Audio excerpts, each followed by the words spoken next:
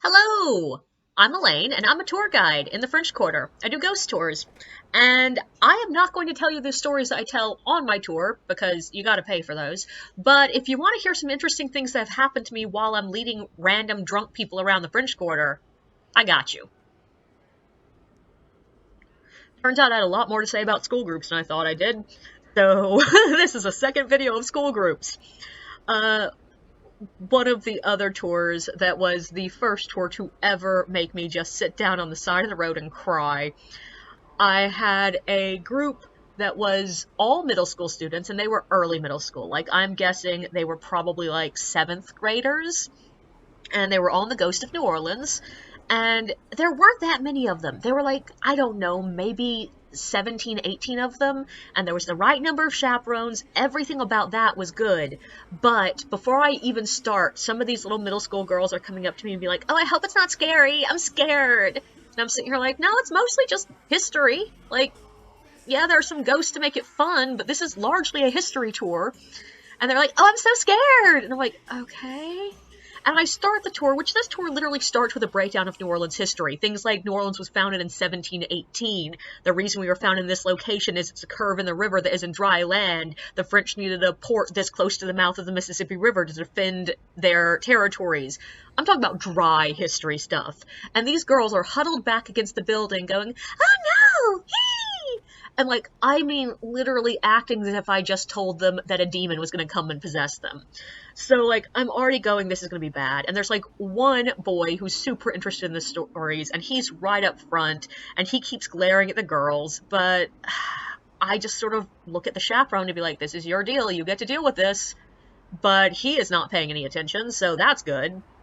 And I finish the first couple of stops, and these girls are still going, "Oh my god!" every time I say anything that could possibly be interpreted as scary if you close your eyes and think scary thoughts. But I finally am heading to a stop that I know they're having a legit reason to be scared of. It is, spoiler alert, the Lalaurie Mansion. There are some bad things that happen there. So before I head out, I warn them, "Hey guys, the next one actually is a little bit scary. Just to help you girls out," because yes, it was all the girls, "what I'm going to do is I'm going to give you a heads up before we get to the scary bits. So when I'm about to say something that's actually scary, I'll tell you so you can close your ears, you can cover your ears, whatever you need to do."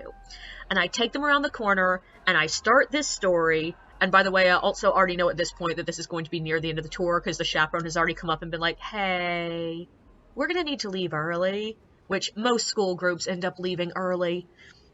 But I start the story, and I'm literally at the point of being like, "Okay, she was born in this year to this family," and the girls are still huddled back against the building going like, "Oh my god!" But the problem is, this is still the most popular tour stop in the city, so there are a lot of other tours around. And right when I'm getting going in the story, a group of drunk frat bros walk by across the street from me, screaming at the top of their lungs. And as usual, I'm just trying to keep going, especially with school groups. I want to talk over them so these kids don't hear any inappropriate language. But they're being really loud. And the guy that lives at this particular house I'm standing at is usually very nice, unless he's having a party, and then he'll ask us to be a bit quieter. And what I usually do is, yeah, I try to be quieter, because I know if I leave, then some other tour guide's going to take the spot, and he'll just have to come out again. But, and I'd already noticed he had a party, so I was being quiet. But he comes out to yell at the drunk frat bros, because, of course, they're being obnoxious. And they yell back at him, which would have been fine, but my girls started acting like they were scared of this and like doing the little shrieky, girly, "Ooh, ah!" kind of things, which annoyed him, and he started yelling at us to be quiet, and I'm like, "I'm trying, sir, I'm sorry, I have middle school students. It's the drunk frat bros that are causing this chaos," and I try to take them further down the street, but no, my girls aren't listening to me. So he comes out and dumps a bucket of water on the sidewalk from his balcony. And these little girls run out into the middle of the street screaming. And that would be fine and all, except traffic? So they almost got hit by a car because they were having fun being afraid of water. And at that point, I was just sort of done, and luckily so was the chaperone, because he was like, "I think we should take him to the bus." And I'm like, "Yeah, you should." We've also had a school group that came from Miami that arrived on the coldest night in 4 years. And because they were from Miami, they were all wearing like hoodies and flip-flops. They only lasted about 30 minutes before they gave up. And I had one school group that was also on the same tour as some people who had just booked individually. And that was fine. They were nice. They were like a private group, private club from the school. And they were actually pretty good kids. Yeah, they asked some dumb questions, but that's what kids do. They were not a problem. And one girl spent the entire tour walking up front with me asking questions about vampires because she just loves Twilight. And it was sort of cute, a little bit annoying, whatevs.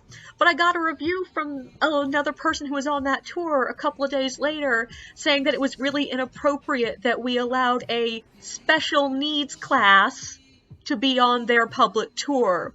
And I'm sitting here like, they weren't special needs, honey. That's just what teenagers are like. Don't forget to like and subscribe, and thank you for listening.